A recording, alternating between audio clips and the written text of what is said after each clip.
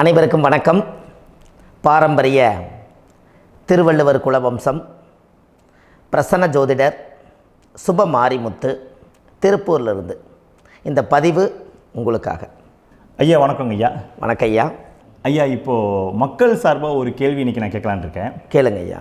ஐயா, அதாவது இந்த ஜாதகத்தில் முடக்கு இருக்கு, ஜாதகத்தையும் முடக்கிருச்சு, கண்டிப்பாக அதனால் வாழ்க்கையில் நிறைய பிரச்சனைகள் அப்படின்னு சொல்லி நிறைய பேர் கேட்குறாங்க. கண்டிப்பாங்க ஐயா. இந்த முடக்குங்கிறது என்னங்க ஐயா? அதற்கும் கர்மாவுக்கு ஏதாவது சம்மந்தம் இருக்காங்க ஐயா? ரொம்ப பற்றி சொன்னீங்கன்னா ரொம்ப உதவியாக இருக்குங்க. நல்ல கேள்விங்க ஐயா. இந்த கர்மாவே முதல்ல எங்கேருந்து வருது அப்படிங்கிறது தான் இப்போ நம்ம சொல்ல போகிறோம். இதுவரைக்கும் எத்தனையோ கருத்துக்களெல்லாம் நீங்கள் இந்த உலகத்தில் கேட்டிருப்பீங்க. ஆனால் இந்த பதிவில் நீங்கள் பொறுமையோடு இந்த கருத்தை ஒரு இனிமையோடு நிதானமாக கேட்டிங்கன்னா உங்களுடைய ஊழ்வினை கர்மா எங்கிருந்து உருவாச்சு, இதனுடைய இந்த கர்மானால் நாம் என்ன கஷ்டப்படுறோம், நாம் இந்த பூமியில் பிறக்கிறதுக்கு என்ன வரம் வாங்கி வந்தோம், நம்ம பாவ புண்ணியமெல்லாம் ஜாதக கட்டத்தில் போய் எப்படி எடுக்கிறது, நம்மளுடைய தோஷம்னு சொல்கிறோமே அந்த தோஷம் எப்படி கிரியேட் ஆகுது, நம்ம இந்த பூமியில் பிறக்கும்போது கொண்டு வந்த கர்மாவா, இல்லை கடவுளே நம்மளுக்கு ஒரு தண்டனையாக கொடுத்த கர்மாவா, இல்லை நம்ம இந்த பூமிக்கு வந்ததுக்கு அப்புறம் செய்த கர்மாவா, இது எல்லாத்தையுமே நம்ம பொறுமையாக கேட்கணும்னா கண்டிப்பாக இந்த பதிவை நீங்கள் பொறுமையோடு கேளுங்க. உங்களுக்கு இதில் ஒரு பெரிய ஒரு ரகசியம் ஒன்று அடங்கியிருக்குது. அந்த ரகசியத்தை தான் இன்றைக்கி இந்த உலகத்துக்கு அரங்கேற்றம் பண்ணுறேன். இந்த முடக்கு நம்ம ஐயா கேட்டதில் ஒரு அற்புதமான ஒரு விஷயம் என்ன அப்படின்னு கேட்டிங்கன்னா, முடக்குங்கிறது அந்த காலத்தில் பெரிய திறமையை கட்டி போட்டு வச்சுட்டா நம்மனால் அது இயங்க முடியுமாங்க? முடியாது இல்லைங்களா ஐயா? முடியாது. அப்போது அதே மாதிரி ஜாதக கட்டத்தில் நமக்கு வேண்டிய யோகத்தை கடவுளே நம்மளுக்கு நாம் செய்த பாவத்தினால அது முடக்கி வச்சிருச்சுன்னா அந்த பாவகத்தை அந்த ஜாதகர் அனுபவிக்க முடியுமா? அனுபவிக்க முடியாது. அப்போது அந்த அனுபவிக்க முடியாமல் வெளி உலகத்தில் போய் நம்ம தேடி போன பிறவியில் செய்த பாவத்தை இந்த பிறவியில் நீங்கள் தேடி கண்டுபிடிச்சி வாழ்க்கையில் நீங்கள் எப்போ மேலுக்கு வர்றது? அப்போது அந்த கர்மா 12 ராசி கட்டத்துக்குள்ள 27 நட்சத்திரத்தில் 9 கிரகங்களுக்குள்ள ஒரு பெரிய ஒரு ஆத்துமாத்துமான கர்மா, உங்கள் பூர்வ ஜென்ம கர்மா இதுக்குள்ளே எங்கேயோ ஒரு இடத்துல முடங்கியிருக்குது. இந்த முடக்க மட்டும் உங்கள் ஜாதகத்தில் நீங்கள் கண்டுபிடிச்சிட்டிங்கன்னா ஹைலைட்டாக வாழ்கிறதுக்கு, இந்த உலகத்தில் சுதந்திரமான வாழ்க்கை வாழ்கிறதுக்கு ஒரு மிகப்பெரிய பொக்கிஷம் உங்கள் ஜாதகத்துக்குள்ளேயே இருக்குது. அப்போது அந்த ஜாதகத்துக்குள்ளே நாம் போன பிறவியில் நம்ம கர்மா நாம் என்ன செய்திருப்போன்னு உங்களுக்குள்ளே பெரிய குழப்பம் இருக்கும். என்னங்க ஐயா, நீங்கள் என்ன கர்மா பண்ணிட்டு வந்தீங்க, நாம் போன பிறவியில் நம்ம யாரை ஒரு வதச்சோம், யாரை நம்ம மனசை புண்படுத்தினோம், நம்ம தாத்தாவுக்கு சோறு போட்டோமா, நம்ம பாட்டனுக்கு சோறு போட்டோமா, நம்ம முப்பாட்டனுக்கு சோறு போட்டோமா, நம்ம கொள்ளுப்பாட்டனுக்கு சோறு போட்டோமா, அப்போ நம்ம அப்பாவுக்கு நம்மளை பெற்றவருக்கு நம்ம சாப்பாடு கொடுத்தோமா, இவங்களுக்கெல்லாம் நம்ம சேவை பணிமடைகள் செஞ்சோமா, நம்மளுடைய உறவுகளுக்கெல்லாம் அரவணைச்சு போனோமா, நம்மளுடைய இந்த மாதிரி நாம் இரத்த சம்பந்த உறவுகளை இருந்து தான் இந்த உலகத்துக்கு நம்ம வெளியில் வந்திருப்போம். அப்போது வெளியில் நீங்கள் நிற்கிறீங்க, அப்படியே மேலே போய் பார்த்தீங்கன்னா ஒரு 7 தலைமுறையில் ஒவ்வொருத்தரும் செய்த கர்மாவெல்லாம் நம்ம பிளட்டு ரிலேட்டிவாக இப்போ நீங்கள் கரண்ட்டில் இருக்கிறவங்க கிட்ட தான் டெபாசிட் பண்ணியிருக்கோம். அப்போ இது தெரியாமல் நாம் ஜாதகத்துக்குள்ளே போய் தசாபுத்தி நல்லா தனுங்க இருக்குது, நான் ரொம்ப கஷ்டப்படுறேன், என் ஜாதகத்தில் போய் பார்த்தேன் எல்லா கிரகங்களும் நல்ல வலிமையாக இருக்குன்னு தான் சொன்னாங்க, ஆனால் இன்னும் என்னுடைய கடன் அடையலை, இன்னும் என்னோடய கர்ம தீர்ந்த மாதிரியே தெரியல, எனக்குள்ளே ஒரு தாட்டு என்னமோ நான் ஒரு பின்தங்கின வாழ்க்கையிலே வாழ்ந்துட்டுருக்கேன் அப்படின்னு நீங்கள் சொல்லும்போது, அப்போ இதையெல்லாம் தாண்டி ஒரு கர்மா உங்களுடைய ராசி கட்டத்துக்குள்ளே எங்கேயோ ஒரு பக்கத்தில் ரகசியமாக புதைஞ்சிருக்கு. அப்போது அந்த ரகசியமாக புதைஞ்சிக்கக்கூடிய அந்த முடக்கு தான் இன்றைக்கி இந்த உலகத்துக்குள்ளே நீங்கள் தெரிஞ்சுக்கக்கூடிய விஷயம். அப்போ அந்த முடக்குங்கிறது ஒன்று உண்மை. இந்த உலகத்துக்கு நம்மளை எல்லாத்துலேயும் நல்லா யோசிச்சு பாருங்கள். 12 ராசி கட்டம் இருக்குதுங்களா ஐயா? ஆமாங்க ஐயா. ஆனால் கிரகம் எத்தனை இருக்குதுங்க? 9 தான் இருக்குங்க ஐயா. ஆமாம், 12 ராசிக்கு 12 கட்டத்துக்கு 12 கிரகம் கொடுத்துருக்கலாமல்ல கடவுள். அப்போ ஏன் 3 கட்டத்தை மட்டும் எம்டி பண்ணி மீதி 9 கிரகத்தை வச்சுக்கிறாருன்னா, அப்போ நாம் செய்த 3 தலைமுறை கர்மாவுக்கு அது எந்த கட்டம் பிளாக் ஆகுதோ அந்த கட்டத்துக்குள்ளே ஏதோ ஒரு ரகசியம் இருக்கிறனால தானே எங்கேயோ ஒரு பக்கத்தில் நீங்கள் கண்டிப்பாக கர்மாவில் மாட்டுவீங்கிறது கடவுளே படைச்சு தானே இதை உருவாக்கியிருக்காரு. 12 ராசிக்கு 12 கட்டம் கொடுத்துருந்தா எங்கே நீங்கள் சுற்றி வந்தாலும் ஏதோ ஒரு வீட்டுக்குள்ளே போய் உட்காந்துக்கலாம். ஆனால் ஒரு வீடு சுத்தமாக இருக்குது, ஒரு வீட்டில் 4 கிரகம் இருக்குது, ஒரு வீட்டில் 3 கிரகம் இருக்குது, ஒரு வீட்டில் 5 கிரகம் இருக்குது, ஒரு 3 வீடு 4 வீடு காலியாக இருக்குது. அப்போ எங்கேயோ ஒரு ராசி கட்டத்துக்குள்ளேயே கடவுளுடைய கர்மா விளையாட்டு, அது ரகசிய விளையாட்டு தான். அப்போது இந்த இடத்துல தான் உங்கள் ஜாதகத்தில் முடக்கு இருக்குது. இந்த முடக்கை நீங்கள் எப்படியெல்லாம் அதை ஆராய்ச்சி பண்ணி கண்டுபிடிக்க முடியும் அப்படிங்கிற ஒரு விஷயத்தை தான் இன்றைக்கி நம்ம இந்த உலகத்துக்குள்ளே இதை நுழைக்க போகிறேன். இப்போ அப்பா செய்த பாவம்னு ஒன்று இருக்குமில்லங்க ஐயா, நம்ம அறியாத வயசில் தெரியாதில்ல, அப்பா செய்த பாவம்னு இருக்கும். அப்பாவுடைய சொத்து பிள்ளைக்குத்தானா, அப்பாவுடைய பாவம் பிள்ளைக்குத்தானே, என்னங்க ஐயா? சரி, அப்போ தாத்தா இருக்கிறாரு, தாத்தாவுடைய கர்மா உயிர் எங்கே எழுதி வைக்கிறாருங்க? அப்போது மகனை விட்டுறாரு. அப்போ தாத்தா மாதிரியே முகம் இருக்குது, தாத்தா மாதிரியே அவருடைய நடை உடை பாவனை இருக்குது, அவர் தாத்தாவுடைய ஜீனு தான் அப்படின்னு இவர் சொல்லும்போது, அப்போ தாத்தாவுடைய சொத்து பேரனுக்கு சொந்தம்னா தாத்தாவுடைய பாவம் எங்கே போகுங்க? Very good. அப்போ அப்போது இந்த கர்மா எப்படி டிரான்ஸ்ஃபர் ஆகுதுன்னு உங்களுக்கு தெரியுதா? அப்போ நீங்கள் போன பிறவியில் அந்த தாத்தாவுடைய பேரனை நீங்கள் பிறக்கிறதுக்கு கர்மம் உங்களை செயல்பட வச்சுருக்குது. அதனால் நீங்கள் தாத்தாங்கிறீங்க. அதனால் அந்த கௌரவமாக எங்கள் தாத்தா சம்பாரித்த சொத்து நான் தான் அனுபவிக்கணுங்கிற விதியை நீங்கள் உருவாக்கிறீங்க. அப்போது இந்த ஜாதகத்தில் அந்த ஊழ்வினை தோஷந்தான் ஏதோ ஒரு வழியில் உங்களை கர்மாவை செயல்படுத்துது. அதனால தான் இந்த ஜாதகத்தில் எந்த ஒரு முடக்கை எடுக்கிறதா இருந்தாலும் சூரியன் என்ற நட்சத்திரம் எதுவோ அந்த நட்சத்திரத்துக்கு எந்த வீடு முடக்காகுதோ அங்கே தான் உங்களுடைய கர்மா ஒளிஞ்சிருக்கும். இதுதான் உங்களுடைய பெரிய ஒரு பொக்கிஷமான ரகசியம்.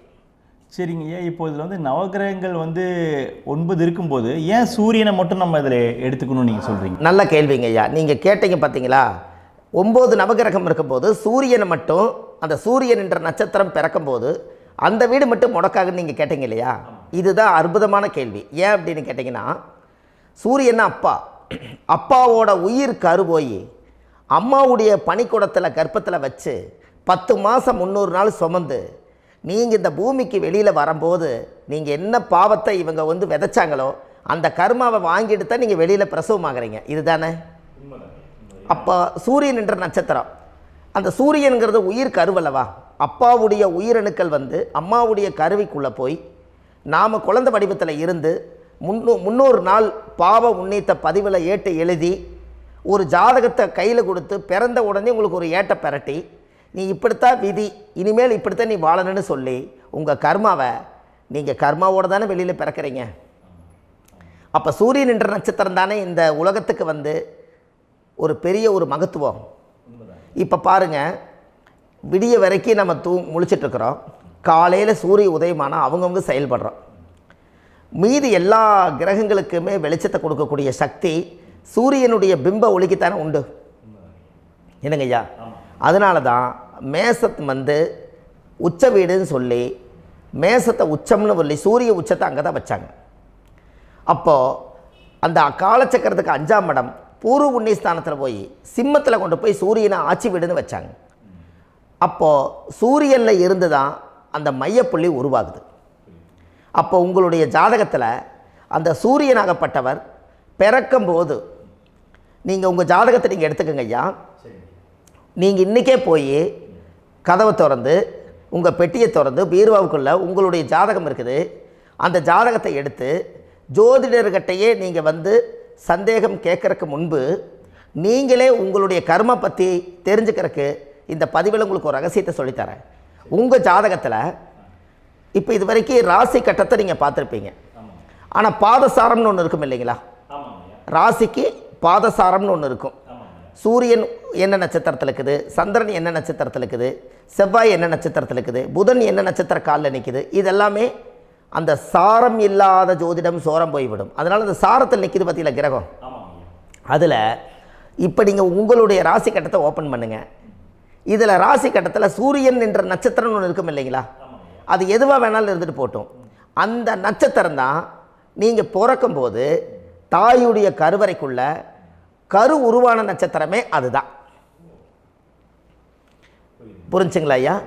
பிறக்கும்போது நீங்கள் அந்த கருவுடைய நட்சத்திரம் அப்பா வந்து கருவை உருவாக்கி கர்மாவை விதைச்சது அந்த சூரியன் என்ற நட்சத்திரம் தான். அந்த வீட்டுக்கு தான் இந்த ராசி கட்டத்தில் உங்களுக்கு முடக்கு உருவாகுது. புரிஞ்சுங்களா ஐயா? அப்போது ஒரு ஜாதகத்தில் சூரியன் என்ற நட்சத்திரம் எதுவோ அதுதான் உங்களுடைய கர்மா நட்சத்திரம். இப்போ நம்ம பிறக்காதுக்கு முன்னாடி அப்பா கட்டத்தில் அந்த கர்மா டெபாசிட் ஆகிருக்கும். அதை ட்ரான்ஸ்ஃபர் எப்படி பண்ணுறாரு? அவருக்கு ஒரு கல்யாணம் வச்சு அவர் குடும்ப வாழ்க்கையில் வாழ்ந்து நம்மளோட உயிர் கருவை கொண்டு போய் ஊராம் பொண்ணை கல்யாணம் பண்ணி பொண்டாட்டின்னு எடுத்துக்கொண்டு அந்த பொண்டாட்டிங்கிற உரிமையாகி இவருடைய உயிர் கரு உருவாகி வாரிசுகள் வெளியில் வருது. அதானங்க ஐயா? அப்போது அந்த சூரியன் என்ற நட்சத்திரம் தான் இந்த உலகத்தில் ஒரு பிரம்மாண்டமான நட்சத்திரம். இந்த நட்சத்திரம் உங்கள் மனசுக்குள்ளே ஏதாவது இருந்துச்சுன்னா உங்கள் வீட்டில் ஏதாவது ஒரு நல்ல விஷயங்கள் நீங்கள் பண்ணுறதா இருந்தால் அந்த கர்மா நட்சத்திரம் சூரியனுடைய நட்சத்திரம் இருக்குது பார்த்தீங்களா, அந்த நட்சத்திரத்தில் எந்த ஒரு சேவைகளும் செய்யக்கூடாது. அதுதான் கர்மா. அதை போய் நீங்கள் ஆக்டிவேட் பண்ணி விட்டீங்கன்னா அது முன்னோர்களை வந்து நீங்கள் வந்து தொந்தரவு பண்ண மாதிரி. அந்த கர்ம நட்சத்திரம் தான் உங்கள் வாழ்க்கையில் அது புதஞ்சிருக்கிறதா. இப்போ குழந்தை பிறந்தாலோ சீர் சீமந்தங்கள் நீங்கள் செய்கிறதாலோ கல்யாணம் முக்கிறதுனாலோ உங்கள் ஜென்ம நட்சத்திரத்தன்னைக்கு கல்யாணம் பண்ண வேண்டாம்னு சொல்லிக்கிறாங்கல்லங்க. உங்களுக்கு ஜென்ம நட்சத்திரத்துக்கு முன்னாடி உங்களை உருவாக்குன நட்சத்திரம் தான் ஜென்ம நட்சத்திரம். அப்போ சூரியன் என்ற நட்சத்திரம் அப்பாவுடைய ஜென்ம நட்சத்திரமாக அந்த ஊழ்வினை கர்மம் செயல்படுது. அப்போ அந்த முடக்கு யார் வழியில் வந்தது? முன்னோர்கள் வழியில் வந்தது. முன்னோர்கள் கட்டி வச்சது யாரைய? குலதெய்வத்தை. அப்போ அந்த குலதெய்வத்தை போய் சாமிக்கு போய் வீடு வாசல்லாம் வலித்து குலதெய்வத்தை போய் தேங்காய் பழம் பூ மாலை கல்கண்டு வாங்கி அர்ச்சனை பண்ணி ஒரு அன்னதானம் ஒன்று பண்ணிவிட்டு சாமிக்கு பொங்கல் வச்சு நைவேத்தியம் பண்ணிவிட்டு உங்கள் ஜாதகத்தை வச்சு பூஜை பண்ணிவிட்டு வாங்க. அதுக்கப்புறம் தான் உங்கள் கர்மாவை கண்டுபிடிக்கிறதுக்கு வழியே பிறக்கும். குலதெய்வத்தை வணங்காமல் கோவிந்தா கோவிந்தா என்று பல தெய்வத்தை வணங்கினாலும் பலனொன்றும் இல்லைன்னு அந்த காலத்தில் முன்னோர்கள் சொல்லி வச்சுக்கிறாங்களா இல்லைங்களா? அதனால் கண்டிப்பாக அதை கண்டுபிடிச்சி நீங்கள் அதுக்கு ஒரு நைவேத்தியம் பண்ணால் மட்டும்தான் முதல்ல உங்கள் 5ஆம் பாவம் முன்னோர்கள் அது வேலை செய்யும். குலதெய்வ ஆலயத்துக்கு போயிட்டு வாங்க. போயிட்டு வந்துட்டு இந்த கர்மவினை தோஷத்தை நிவர்த்தி பண்ணுறதுக்குண்டான சரியான பரிகாரத்தை நம்ம எடுப்போம். அப்போது உண்மையாலுமே ஒரு ராசி கட்டத்துக்குள்ளே இந்த மாதிரி ஒரு அந்த கர்ம தோஷம் இருப்பதனால இந்த கர்மா தோஷத்துக்கு அந்த முடக்க தோஷங்கிறத நீங்கள் எடுத்து அதை கண்டுபிடிச்சி அந்த சூரியன் என்ற நட்சத்திரம் எந்த ராசி கட்டத்தில் போய் முடக்காயிருக்குதோ அந்த முடக்கு எந்த பாவகம் வந்து நம்மளுக்கு லாக் ஆகிருக்குதோ அந்த பாவகத்துக்கு உண்டான பரிகாரங்கள் அதுக்குரிய ஸ்தலங்கள் அந்த கோவில்களில் போய் சுவாமிக்கு தேங்காய் பழம் பூமாலை கல்கண்டு வாங்கி அர்ச்சனை பண்ணி நீங்கள் இந்த கோவிலுக்குள்ளே போய் உட்காந்து சாமி கும்பிட்டு வந்தீங்கன்னா உங்களுடைய ஜாதகத்தில் இருக்கக்கூடிய அந்த முடக்கு தோசை நீங்கி வாழ்க்கையில் நீங்கள் எதை சாதிக்க வந்தீங்களோ அந்த சாதனையை நீங்கள் சாதிச்சிட்ருப்பீங்க. புரிஞ்சுங்களா ஐயா?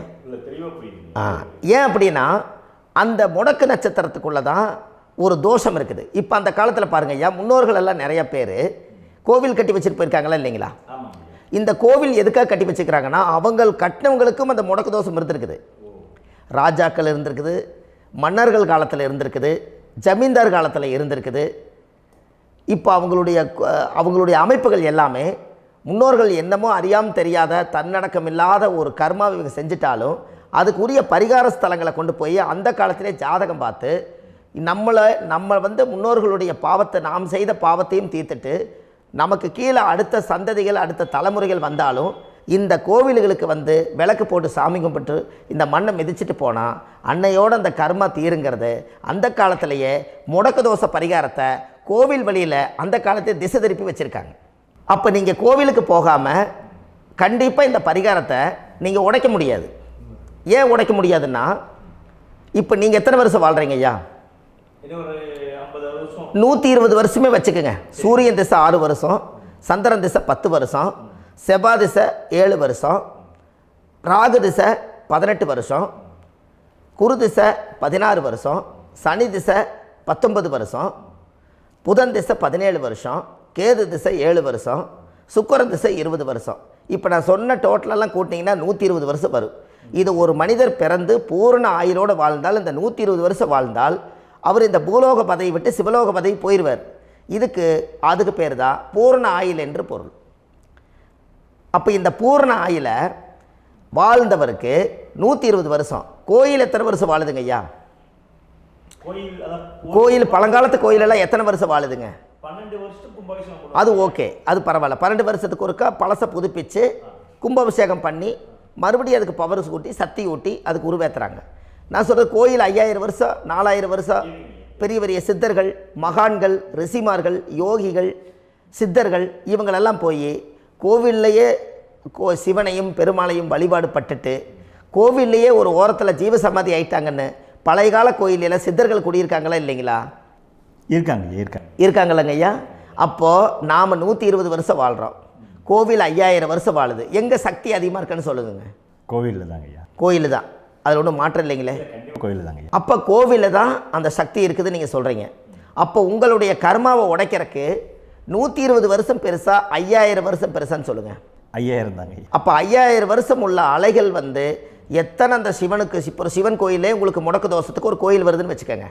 அந்த கோவிலில் எத்தனை முடக்குகளுக்கு உண்டான கோவில்கள், எத்தனை பழங்களை ஊற்றி சாமிக்கு அபிஷேகம் பண்ணியிருப்பாங்க, எத்தனை பால் கூட ஊற்றிருப்பாங்க, பன்னீர், தேன், இளநீ, மஞ்சள் நீர், திருமஞ்சனம், அபிஷேகம், பொங்கல், நைவேத்தியம் இத்தனையும் செஞ்சு அந்த சிவனை வந்து சிவனாக பார்த்து அந்த கருவறைக்குள்ள ஒரு கிராணங்கள் வரும்போதும் கூட பாதுகாப்பு பண்ணி வச்சு நல்ல சக்தியோடு அந்த கருவறையை புத்தியோடு அவங்க வேலை செஞ்சு அந்த காலத்தில் வச்சுருக்காங்களா இல்லைங்களா?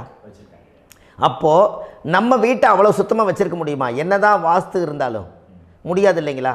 அப்போது அவ்வளவு ஒரு பவர்ஃபுல்லான கோவில் அந்த முடக்கு தோஷத்துக்குள்ளே ரகசியமாக அந்த கோயில் அடங்கியிருக்குது.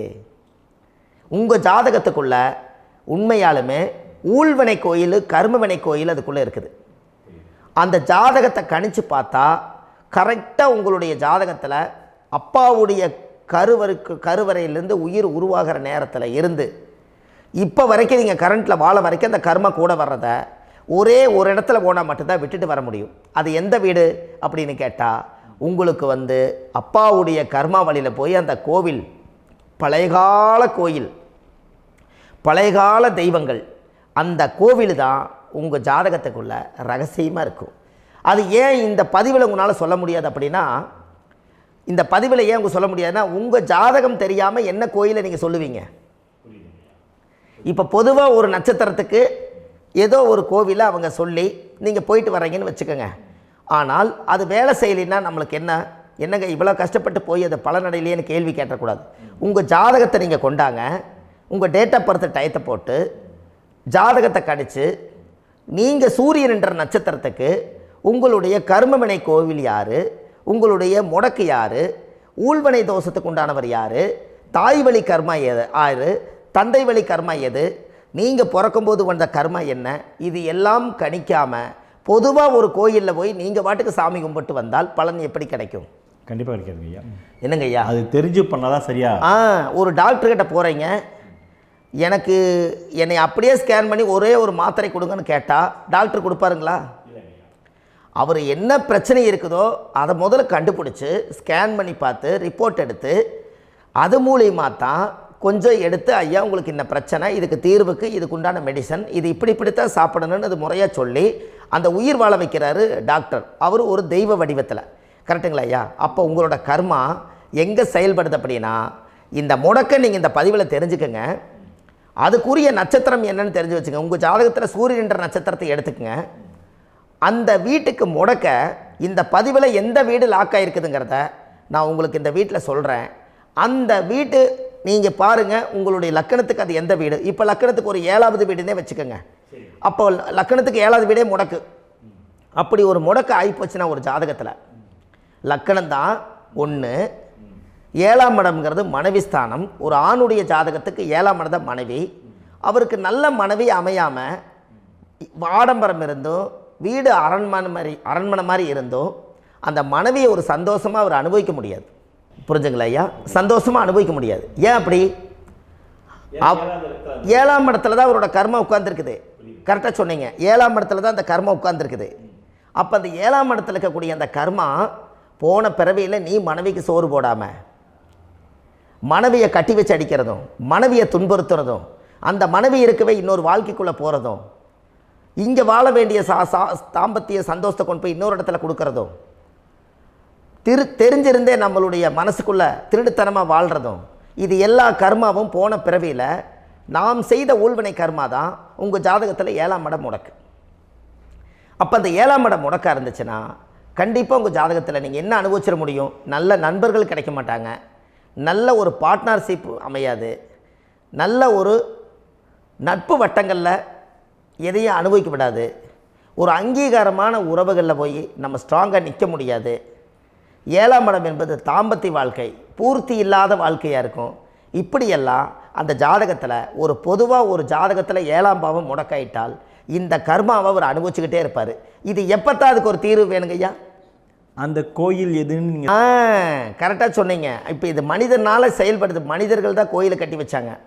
தெய்வத்தை விட ஒரு காலத்தில் மனிதர்களுக்கு மகிமை ஜாஸ்தி. ஏன்னா சாதாரண ஒரு மண் பூமியாக இருந்த இடத்த மனிதர்கள் தான் கோயில் கட்டி ஒரு மகிமைப்படுத்தி புண்ணியம் பண்ணி வச்சாங்க. மனிதர்களுக்கு சக்தி அதிகம்தான், ஆனால் பிரபஞ்சத்துக்கு அதை விட சக்தி அதிகம் அல்லவா? ஐயா, நீங்கள் கோவிலுக்கு போய் அந்த கர்மா உடைக்கிறதுக்கு கோவிலில் சக்தி இருக்குது, ரைட்டு. ஆனால் நம்ம வீட்டுக்கும் கோயிலுக்கும் ஒரு மிகப்பெரிய தொடர்பு என்னென்னா, அந்த கோயில் கட்டுறவங்க எல்லாமே பழைய காலத்து கோயிலெல்லாம் பாருங்கள், பஞ்சபூதத்தை வச்சு கட்டியிருப்பாங்க.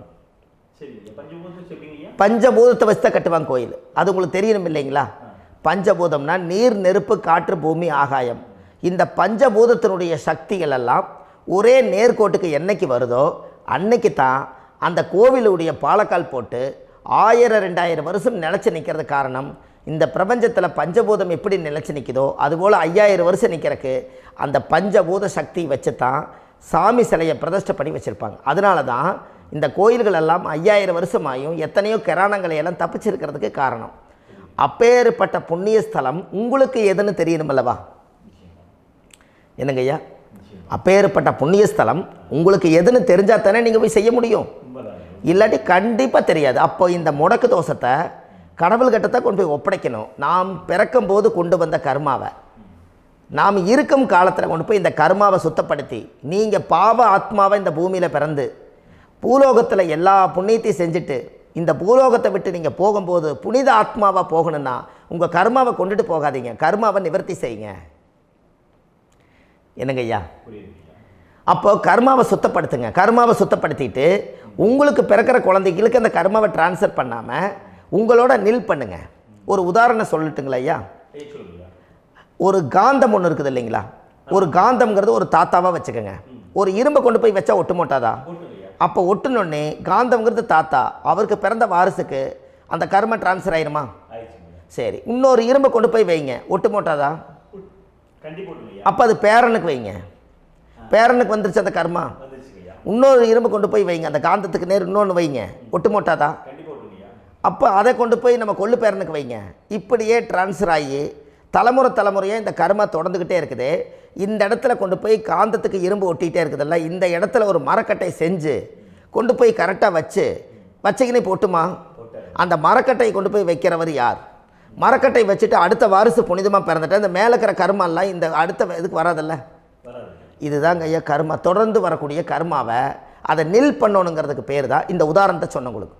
அப்போ நாம் இந்த பூலோகத்தில் நம்ம ஒரு தாயுடைய கருவறையில் இருந்து தொப்புள் கொடி அறுக்கும் நேரம் நாம் என்ன கர்மாவை வாங்கி வந்திருந்தாலும் அதையெல்லாம் ஆராய்ச்சி செய்து ஜாதகத்தில் முழுமையாக கண்டுபிடிச்சி ஒரு காலம் இல்லைனாலும் ஒரு காலம் நம்ம நல்லா இருக்கிறதுக்காக, நம்ம வாரிசுகள் எல்லாம் நலமடைஞ்சு வளமடைஞ்சு வர்றதுக்காக இந்த கர்மா தோஷத்தை கரெக்டாக கண்டுபிடிச்சி சரியான கோவிலுக்கு போய் நீங்கள் கர்மாவை நிவர்த்தி பண்ணி அங்கே பூஜை புனஸ்தானங்கள், சகசரநாம பூஜைகள், ஓமங்கள், வழிபாடுகள் இதெல்லாம் நீங்கள் செஞ்சு உங்களுடைய பாவத்தை எல்லாம் கழித்து உங்கள் ஜாதகத்தவே யோகமாக மாற்ற முடியும்.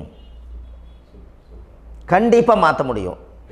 ஏன்னா நம்ம யாரை நம்பி செய்கிறோம்? சரியான கடவுள்கிட்ட வழிகாமிக்க போகிறோம். அப்போ கடவுள் பொய்யாயிருவாரா? ஐயா நம்ம அதாவது அந்த காலத்தை சொல்லுவாங்க, சத்தியுள்ள சாமி கும்பிட்டு புத்தி உள்ள உள்ளே பெக்கணும்னு சொன்னாங்க. 16 வதபதன்னு பெக்கலை, எல்லாம் அறிவோடு பெற்றாங்க. அதனால் எல்லாமே தாய் தந்தைகள் பேச்சை கேட்டாங்க. அன்றைக்கி எல்லாருமே தாய் தந்தைகளுக்கு தூணாக நின்னாங்க.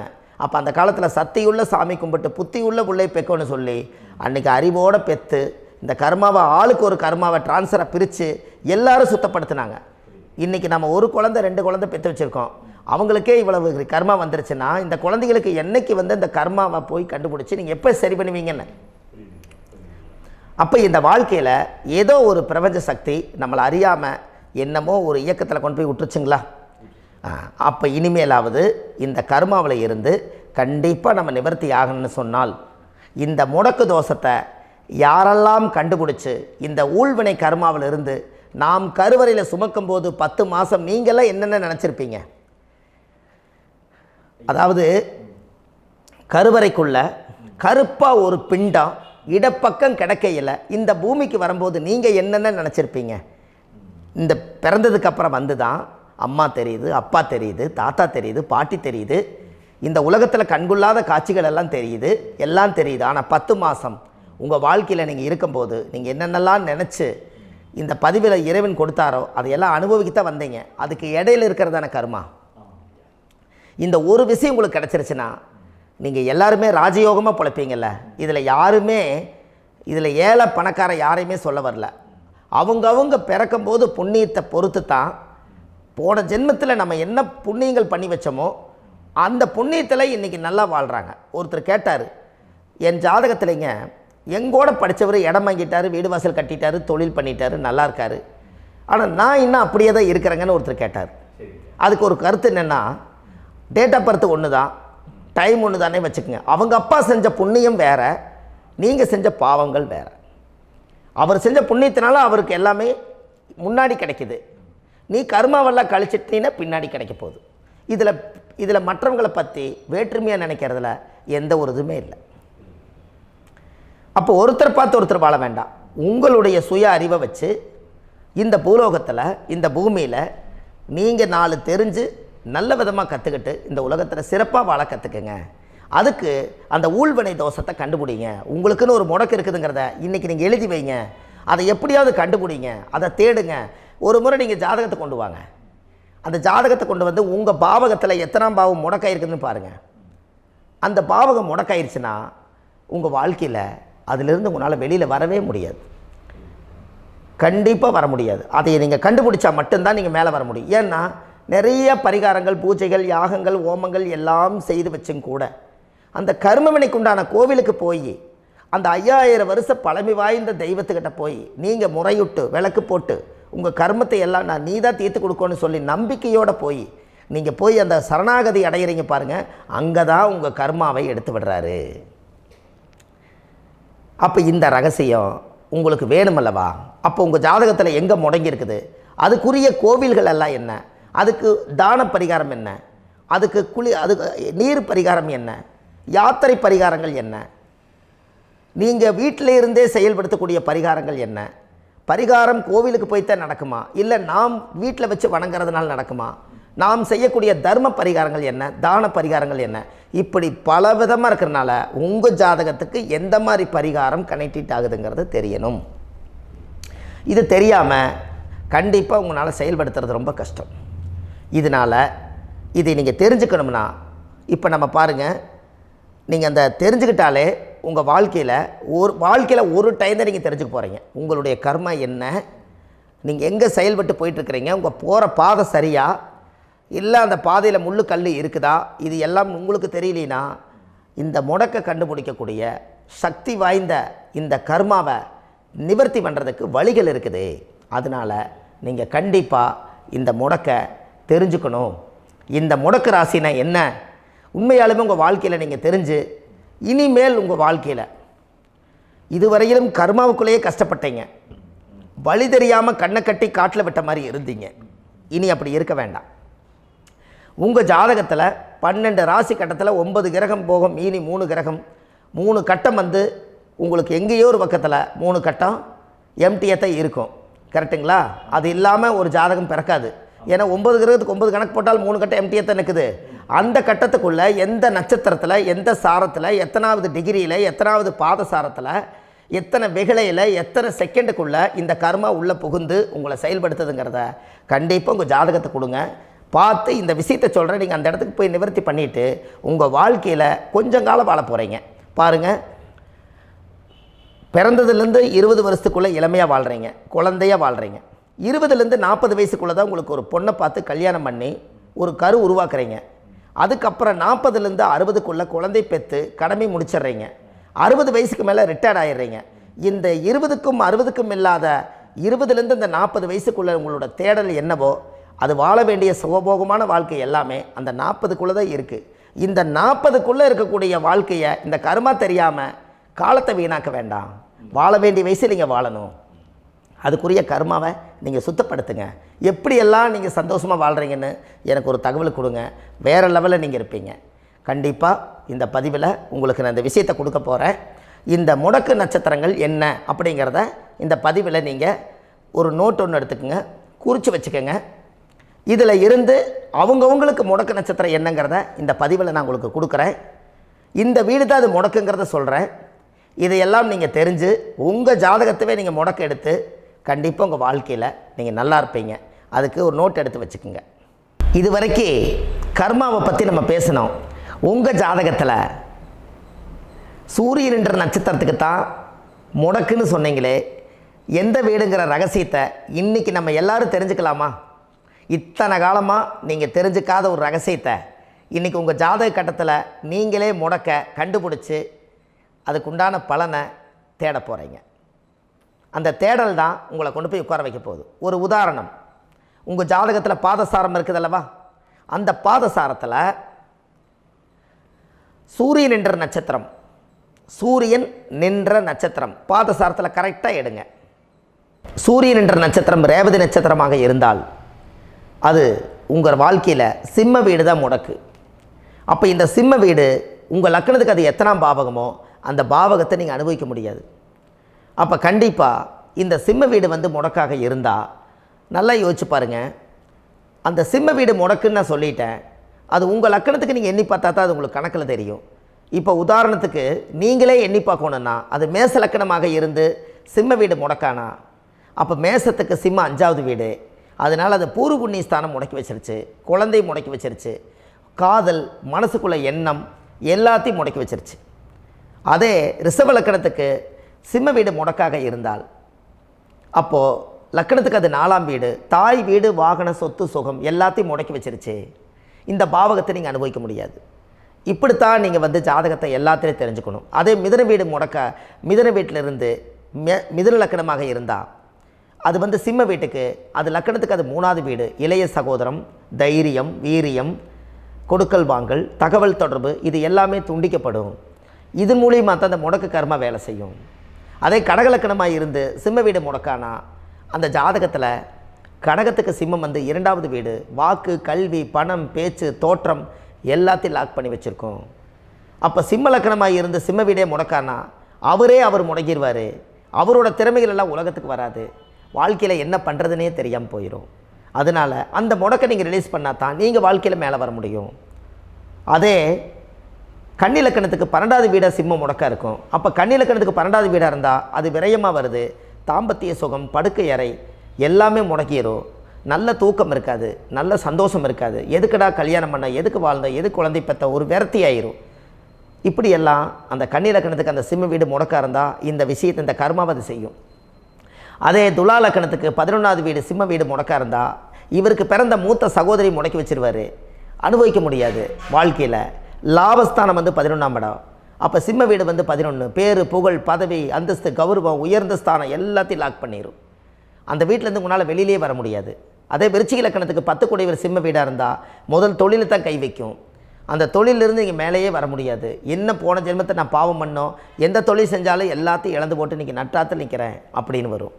இதே தனுசு லக்கணமாக இருந்தால் அது 9வது வீடு சிம்ம வீடாக இருக்கும். அவங்க அப்பா, இவர் பிறந்த அவங்க அப்பாவை முடக்கிடுவார். ஒரு குழந்தை பிறந்து 9வது வீடு முடக்கிட்டா அவங்க அப்பா எவ்வளோ உயரமாக வளர்ந்தாரோ அத்தனையும் லாக் ஆயிரும். அப்போ இந்த முடக்கெல்லாம் கண்டுபிடிச்சா தானே நீங்கள் ஜெயிக்க முடியும். அதே மகர லக்கணத்துக்கு அது 8வது வீடு. அப்போ இவர் என்னைக்கு 8ஆம் இடம் என்பது மாங்கல்யம், கல்யாணம் பண்ணுறாங்களோ அன்னையில இருந்து திருமணத்துக்கு அப்புறம் பிரச்சனையாக இருக்கும். அந்த 8ஆம் இடம் என்பது ரகசியத்தை எங்கெங்கேயோ காப்பாற்றி வச்சிருப்பார். எல்லாமே கர்மாவில் உடஞ்சி போய் எல்லா உண்மைகளும் வெளியில் வந்துடும். என்ன பண்ணுறதுனே தெரியாமல், எதையும் காப்பாற்ற முடியாமல் கண்ணை கட்டி காற்றுல விட்ட மாதிரி இருக்கும். அதே கும்பலக்கணமாக இருந்தால் அது 7வது வீடு சிம்ம வீடு. அவருக்கு அமையிற 7ஆம் வீடு சிம்ம முடக்கா இருந்தால் திருமணம் பண்ணால் முடக்கடியான ஒரு பெண்ணு தான் நம்மளுக்கு அமையும். முடக்கடி பேசும். 7ஆம் இடம் நல்ல பார்ட்னர் அமையாது, நல்ல ஃப்ரெண்ட்ஸ் அமையாது, நல்ல நட்பு அமையாது. அப்போ லக்கணத்துக்கு அது 7ஆம் பாவங்கிறது நட்பு, கூட்டு எல்லாமே. அப்போ 7ஆம் பாவங்கிற திருமண வாழ்க்கை எல்லாத்துலேயும் அங்கீகாரமாக இருந்தும் கூட திருமணத்துக்கு அப்புறம் முடங்கி போயிடுவார். அதுலேருந்து அவரால் மேலே வர முடியாது. அதே மீன லக்கணத்துக்கு சிம்மம் 6வது வீடாக இருக்கிறனால அந்த மீனத்துக்கு 6வது வீடு, 6ஆம் இடம் என்பது கடன், நோய், வழக்கு, அதில் தான் அவர் லாக் ஆகியிருப்பார். அதுலேருந்து அவரால் வெளியிலேயே வர முடியாது. இப்படித்தான் ஒரு ஜாதகத்தில் ஒரு சூரியன் என்ற நட்சத்திரம் அது ரேவதி நட்சத்திரமாக இருந்தால் சிம்ம வீடு முடக்கெடுத்து இப்படி 12 பாவகத்துக்கு நீங்கள் எடுத்து பார்த்தீங்கன்னா உங்கள் ஜாதகத்தில் இருக்கிற கர்மா எந்த ராசி கட்டத்தில் முடக்கி வச்சிருக்குது, அதுக்குரிய பரிகாரங்கள் என்ன, அதுக்கு தான பரிகாரம் என்ன, அதுக்கு பூஜை புனஸ்தானங்கள் என்ன, அதுக்கு சகசரநாம பூஜையா, வழிபாட்டு ஸ்தலமா, கோயில் ஸ்தலமா, பிரேதம் எடுத்து அடக்கம் பண்ணுறதா, அனாதிபாடி எடுத்து அடக்கம் பண்ணுறதா, உங்கள் முன்னோர்களை போய் கும்பிட்றதா, திதி கொடுக்கறதா, தர்ப்பணம் கொடுக்கறதா, கடல் பயணமா, விமான பயணமா, உங்கள் ஜாதகத்தில் காசியா, ராமேஸ்வரமா, உங்களுக்கு உயர்ந்த குலதெய்வமா, இத்தனையிலையும் கொண்டு போய் எதில் கொண்டு போய் கரெக்டாக கொண்டு போய் உங்களை உட்கார வைக்கிறது அப்படின்னு இந்த விவரம் தெரிஞ்ச ஜோதிட குருமார்களுக்கு நிச்சயம் தெரியும். அதனால் வாழ்க்கையில் ஒரு முறை உங்களுடைய கர்மாவை எடுக்க போகிறீங்க, அது சுத்தமான கர்மாவை எடுக்க போகிறீங்க, ஆதியில் இருந்து இதுவரையிலும் இருக்கக்கூடிய கர்மாவை கலைக்க போகிறீங்க. ஒரு தேன் கூட கலைச்சி அந்த ராட்டை எடுத்த மாதிரி அப்பேற்பட்ட கர்மாவை நீங்கள் கையிலேருந்து எடுக்கும் பொழுது உங்களுக்கு பார்த்து நிதானமாக சூதானமாக அந்த கர்மாவை போய் சுத்தப்படுத்திட்டு வரணும். அதுதான் உங்கள் வாழ்க்கையில் ஒரு பெரிய விஷயம். 12 கட்டம் சுத்தமாயிரு இந்த முடக்கு ராசிக்கு உண்டான பரிகாரங்கள் நீங்கள் செஞ்சீங்கன்னா, நம்ம ஆன்லைன்லேயே ஜாதகம் பார்க்குறோம். உங்கள் date of birth, time, place கொடுத்தீங்கன்னா போதும், உங்களுக்கு ஜாதகத்தை கணிச்சு ஃபோன்லேயே உங்களுக்கு கர்ம ராசி கண்டுபிடிச்சி உங்களுக்கு உண்டான கர்ம பரிகாரத்தை சொல்லி உங்கள் வாழ்க்கையில் ஒரு வெளிச்சத்துக்கு கொண்டு வர்றதுக்கு என்றைக்கும் உங்களுக்கு உறுதுணையாக இருப்பேன். நீங்கள் கண்டிப்பாக இந்த பதிவுகள் எல்லாம் இது உங்களுக்காகத்தான். இது அதிகாலை நேரத்தில் பிரம்ம முகூர்த்தத்தில் இந்த பதிவை உங்களுக்கு முழுமையாக சமர்ப்பணம் பண்ணுறேன். இதை இதை வழி நடத்தி இதைய எப்படியெல்லாம் இந்த முடக்கை கண்டுபிடிச்சி இப்படியெல்லாம் பேச வச்சு அழகு பார்க்க நம்ம முன்னோர்களுடைய ஆசீர்வாதமும் இந்த முடக்கை கண்டுபிடிச்ச குருமார்களும் அவங்களுடைய குடும்ப பாரம்பரிய வம்சாவளிகளும் எல்லாருமே நல்லா இருக்கணும். அதுக்காக இந்த நேரத்தில் நான் அடியேன் சுப மாரிமுத்தாக இருந்து திருப்பூர்லேருந்து இந்த பதிவை உங்களுக்கு நான் கொடுக்குறேன். கண்டிப்பாக இந்த முடக்கு கோயிலுக்கு, இந்த முடக்கு தோஷத்துக்கு உண்மையான பரிகாரங்கள், எளிமையான பரிகாரங்கள் நீங்களே வாழ்க்கையில் செஞ்சு ஆதிகால பரிகாரங்கள் உங்கள் மனசுக்குள்ளே இருக்குது. அதை செயல்படுத்தினா மட்டும் போதும், வாழ்க்கை எங்கேயோ போயிடும். கண்டிப்பாக ஒரு முறை உங்கள் ஜாதகத்தை அனுப்பி வைங்க, உங்களுக்கு நான் பார்த்து பலன் சொல்கிறேன். இன்றைக்கி நான் கொடுத்த பதிவுகள் எல்லாம் உங்களுக்கு ரொம்ப பயனுள்ளதாக இருந்திருக்கும். உங்களுக்கு இது வரைக்கும் எத்தனையோ கர்ம வினைகளை பற்றி தெரியாமல் இருந்திருப்பீங்க. இந்த பதிவில் நிறைய கேட்டு தெரிஞ்சுக்கிட்டீங்க. இதெல்லாம் வாழ்க்கையில் ரொம்ப முக்கியமான பரிகாரங்கள், எளிமையான பரிகாரங்கள். நேராக நீங்கள் கடவுளைத்தான் கெட்டியாக பிடிக்க போகிறீங்க. அந்த பரிகாரங்கள் எல்லாம் செஞ்சு அதிகாரமாக வாழ்ந்து இந்த பூலோகத்தில் நல்ல சிறப்பாக வாழ்கிறதுக்கு இந்த பரிகாரம் உங்களுக்கு ரொம்ப யூஸ்ஃபுல்லாக இருக்கும். கண்டிப்பாக இந்த பதிவை செய்யுங்க. நம்ம பாரம்பரிய திருவள்ளுவர் குல வம்சம், பிரசன்ன ஜோதிடர் சுப மாரிமுத்து, திருப்பூரில் இருக்கேன். 30 ஆண்டு காலமாக நம்ம ஜோதிடம் பார்த்து கொண்டிருக்கிறோம். இவ்வளவு காலமாக எத்தனையோ ஆயிரக்கணக்கான மக்களுக்கு நம்ம ஜோதிடம் பார்த்து வழிகாட்டி நிறைய மக்களுக்கு நிறைய சேவைகள் செஞ்சுருக்கேன். நிறைய கோயில் கட்டி வச்சுருக்கேன், கும்பாபிஷேகங்கள் பண்ணி வச்சுருக்கேன், அன்னதானங்கள் நிறையா பண்ணி வச்சுருக்கேன், புண்ணிய யாத்திரைகள் நிறைய போய் வந்திருக்கேன். மக்களுக்காகவே நான் உங்களுக்கு உழைக்க தயாராக இருக்கேன். இந்த ஜோதிடம் என்னுடைய ஒரு பாரம்பரியமாக என்னுடைய அப்பா, தாத்தா, முன்னோர்கள் இதெல்லாம் எங்களுடைய குலத்தொழில் இது. அதனால் நாங்கள் பாரம்பரியமாக திருவள்ளுவர் குல வம்சம். வள்ளுவர் வாக்குன்னு யூடியூப் சேனலில் போனீங்கன்னா 1000 பரிகாரங்கள் கொடுத்துருக்கேன். அதுவும் உங்களுக்கு ரொம்ப யூஸ்ஃபுல்லாக இருக்கும். வள்ளுவர் வாக்கு அப்படின்னு போடுங்க, அப்படி இல்லைன்னா சுப மாரிமுத்துன்னு போடுங்க. இதில் பரிகாரங்கள் நிறையா கொடுத்துருப்பேன். கண்டிப்பாக இதெல்லாம் நீங்கள் சந்தித்து நீங்கள் ஒரு சப்ஸ்கிரைப் பண்ணி வச்சுக்கோங்க. நான் போடக்கூடிய பதிவுகள் எல்லாமே உங்களுக்கு நோட்டிஃபிகேஷனாக வந்துடும். அதனால் நீங்கள் ஒரு சப்ஸ்கிரைப் பண்ணி வச்சுக்கோங்க. தினமும் ஒரு தகவல் உங்களுக்கு கொடுத்துக்கிட்டே இருக்கேன். இதெல்லாமே உங்களுக்கு ஒரு பெரிய சந்தோஷமான நிகழ்ச்சிகள். என்றைக்கும் உங்களோட நான் வாழ்கிறேன். உங்களுடைய குடும்பத்தில் நான் ஒருத்தராக இருந்து குடும்ப ஜோதிடராக நான் இருப்பேன். கண்டிப்பாக ஆயுளுள்ள வரைக்கும் உங்களுக்காக இந்த ஜோதிடத்துக்கு உழைச்சி உங்கள் குடும்பத்தில் ஒருத்தராக நான் ஒரு ரத்த உறவில் நான் இந்த பூர்வ ஜென்மத்தில் உங்களுக்கு நான் கடமைப்பட்டிருக்கேன். கண்டிப்பாக அடுத்த பதிவில் உங்களை நான் சந்திக்கிறேன். வாழ்வது ஒரு முறை, வாழ்த்தட்டும் தலைமுறை. நன்றி, வணக்கம்.